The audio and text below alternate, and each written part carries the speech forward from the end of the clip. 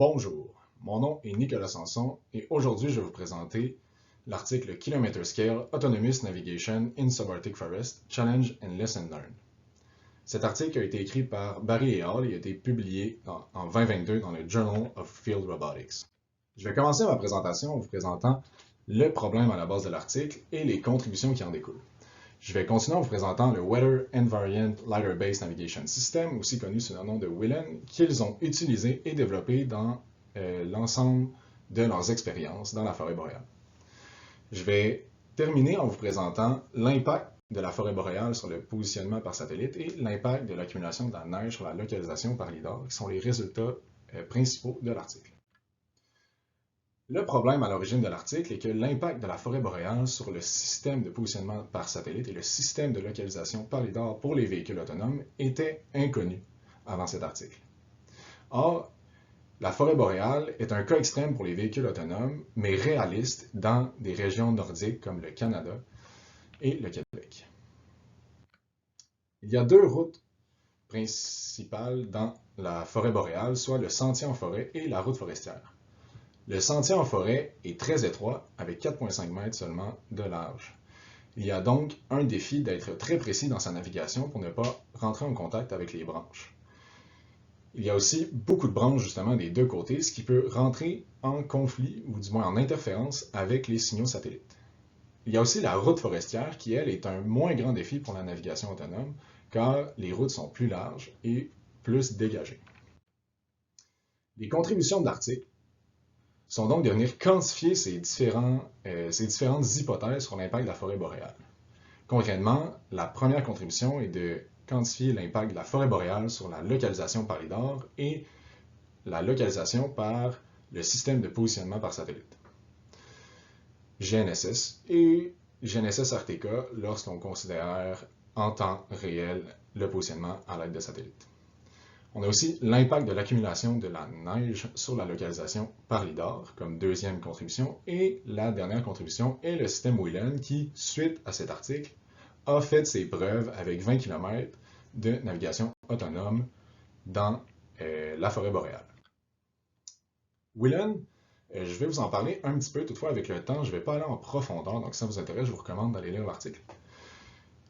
WILEN est composé de 4 modules principaux. Le premier, c'est Iterative Closest Point, qui permet d'estimer les déplacements du robot à l'aide du lidar et d'une carte en nuage de points. Donc, on commence avec une carte un véhicule qui a une carte en nuage de points, qui est représenté dans l'animation par les points en bleu. Le véhicule se déplace et va aller prendre un nouveau nuage de points à l'aide du lidar, donc les points orange. À l'aide des points communs entre le nouveau scan du lidar et la carte, l'algorithme ICP vient recaler le nouveau scan dans la carte, ce qui nous permet de trouver la transformation géométrique entre ce nouveau scan et la carte. Cette transformation géométrique permet ensuite de calculer le déplacement parce qu'on assume que l'environnement se déplace moins vite que la vitesse à laquelle on scanne. Le deuxième point de WILEN, c'est d'avoir une gestion dynamique de la carte. En effet, une gestion dynamique de la carte permet d'enregistrer des trajectoires très longues sans avoir de limitation au niveau de la mémoire vive.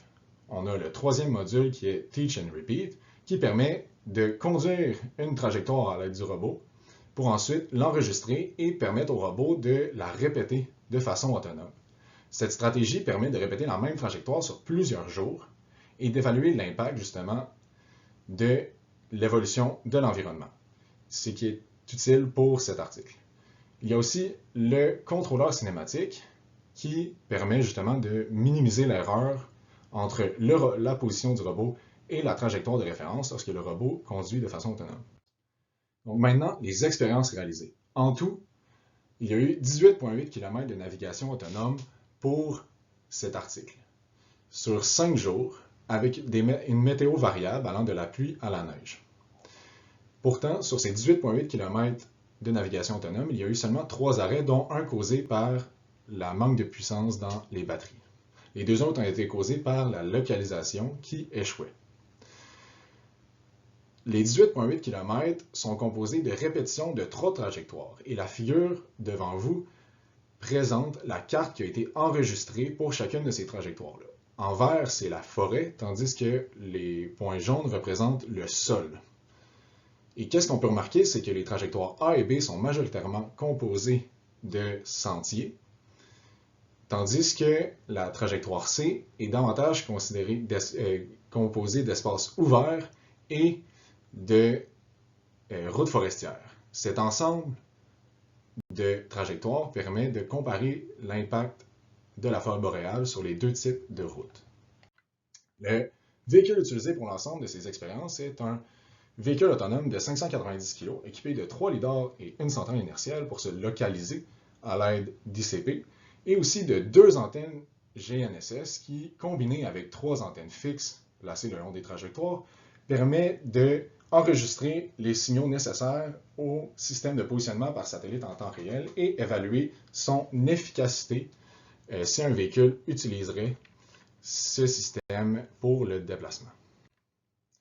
Donc, le premier résultat que je vais vous présenter, c'est l'impact de la forêt boréale sur la localisation en temps réel par satellite, donc GNSS RTK.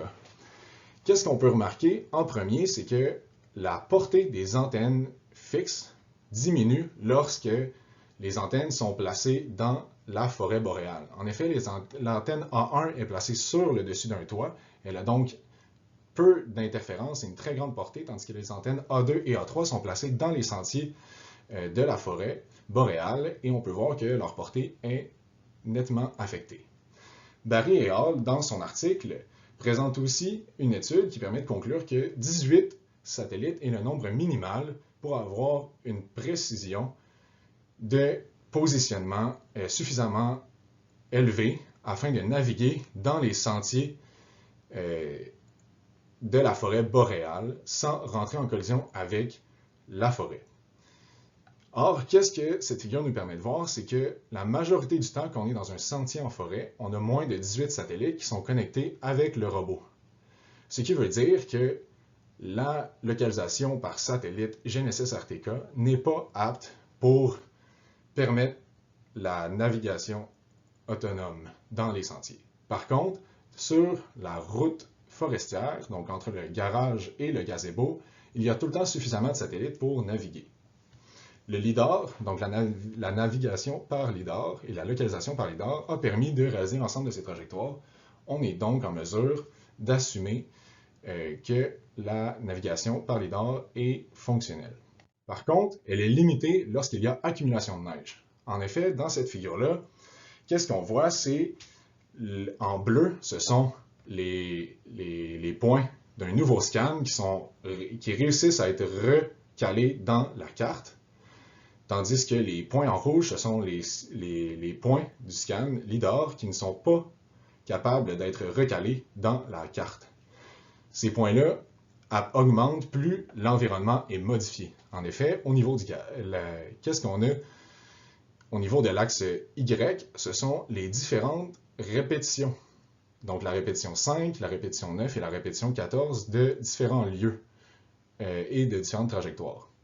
Et qu'est-ce qu'on peut remarquer, c'est que R5 est une répétition qui a été tôt dans la semaine et il y a pratiquement peu de points qui ne sont pas reconnus.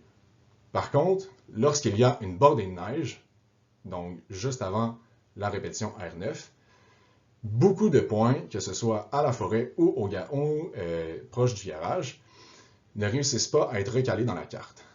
Par contre, cette grande quantité de points non recalés n'a pas le même impact en la forêt ou dans le garage. En effet, dans la forêt, elle peut briser la localisation et empêcher l'initialisation du robot parce qu'il y a moins de contraintes géométriques telles que des bâtiments, donc des surfaces qui sont constantes et peu importe la quantité de neige qui apparaît en une nuit.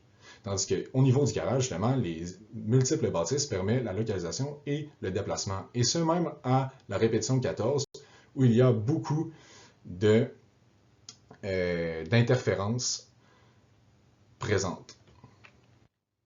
En conclusion, l'article a 3 contributions, soit quantifier l'impact de la forêt boréale sur la localisation par LIDAR et sur le système de positionnement par satellite.